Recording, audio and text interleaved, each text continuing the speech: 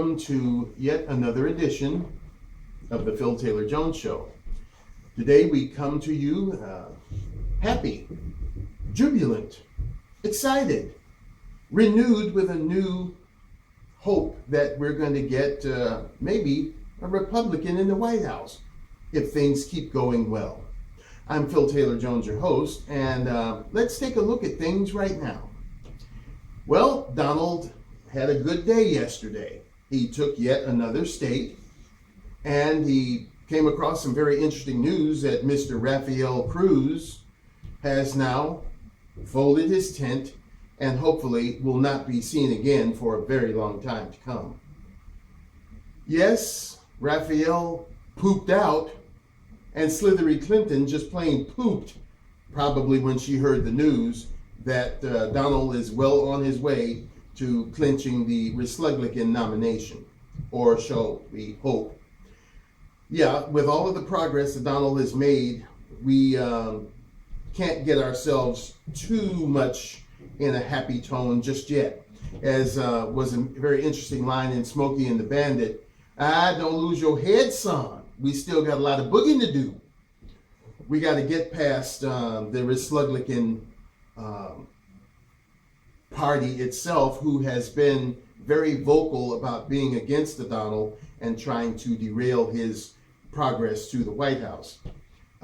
There are also many aspects of Slithery Clinton that have to be brought into the forefront and looked at with great scrutiny, because we know that this woman is as crooked as the day is long, and she is a very dangerous person when crossed, as there has been and still remains a long list of bodies, shall we say, that have piled up over the years of those who get in the way of the Clintons.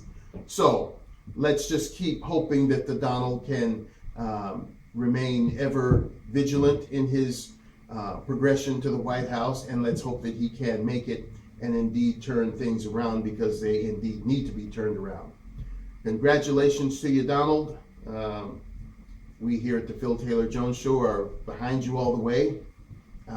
With the progress that's being made, I don't know that there will actually be a need for a California primary, but if there is, all of us here at the Phil Taylor Jones Show, all of us, the two of us, and brother and I, we are ready to go and cast a vote for you, pal, and help you get on to where you need to be. I was looking at old Raphael Cruz, phony as ever. Glad to see him go. So this is for you, Raphael. Get out of here. And now Kasich, I don't know about this pitiful little nasty little man. They said that he was supposed to make some kind of speech, but he's going to wait until he gets back to Ohio and make it. I don't see him as being too much of a problem, but you never can tell in the nasty game of politics, especially when that bent-nosed, flat-faced, wrinkled-up piece of crap Soros is in the picture. You never know. But honestly, I don't see him as being too much of a threat, but it would be nice to hear that he's folded his tent and eased on down the road too. So let's just keep holding good thoughts for Donald and hoping that the Republican Party can now embrace what the American people have all along, and that's that we want positive change to come in the White House. We want to get rid of and stop the gravy train with all these foreigners. We want to make America first. You know, a lot of people are having their druthers and trepidations about what Donald said regarding America first. I don't understand why. Of course, I don't understand a lot of stuff with these stupid people in the world today. But what is wrong with America comes first. It should have never not come first. If people in this political realm had been thinking along those guidelines decades back, we wouldn't be in the mess we're in now. So hopefully we can get somebody in there like the Donald, or just get the Donald in there and let him not only make America great again, but make America come first, because it hadn't come first in quite a many years. And that's reason one through infinity why we are facing the degradation of this nation. So, unless the exec has something to say, we will fold our tent and ease on down the road.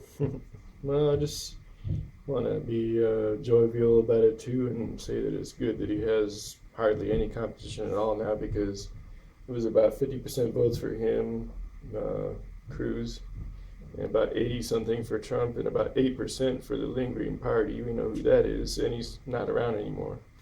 No, not Cruz, but the other guy. Well, I'm just doing my Cruz. You do the one with the thumbs up. And It's gone.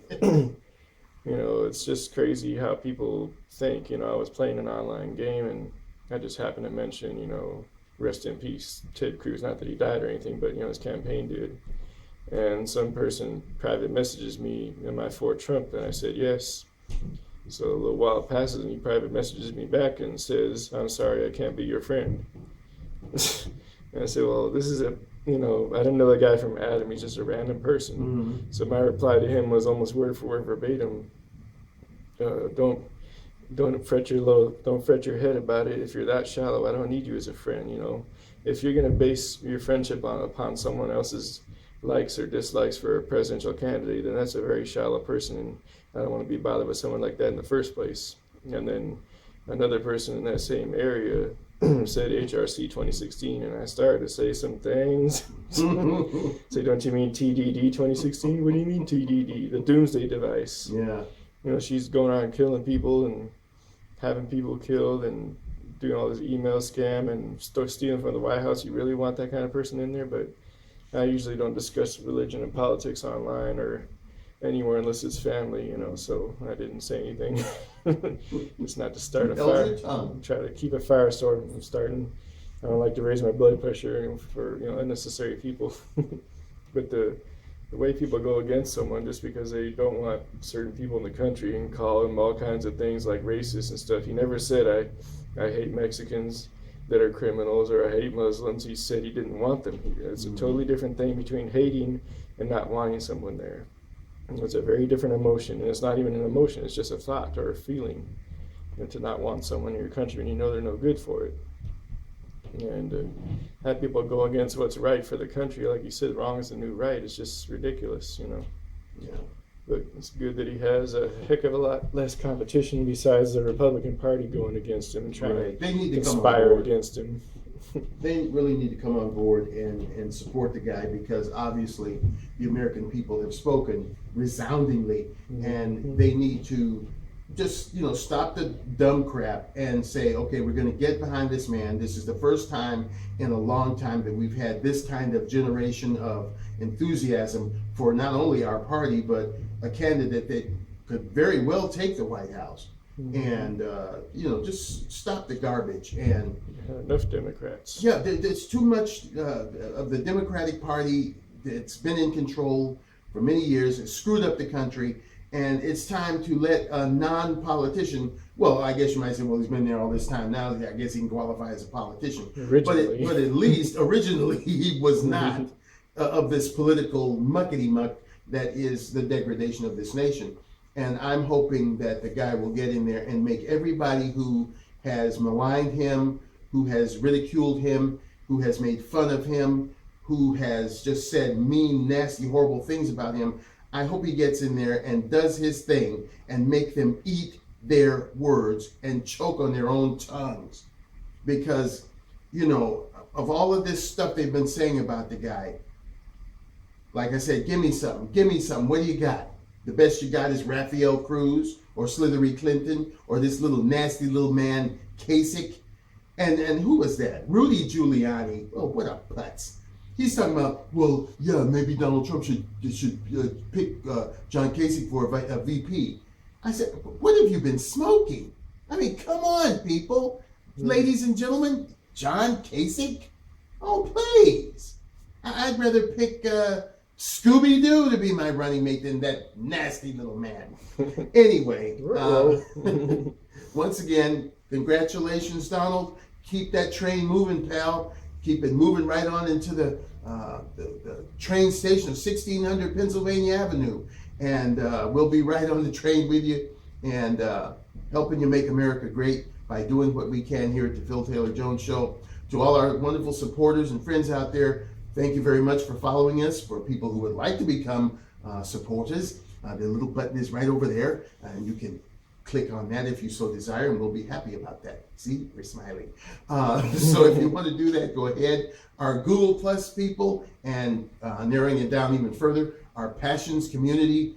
You guys rock. You guys are the best. Thank you for supporting us.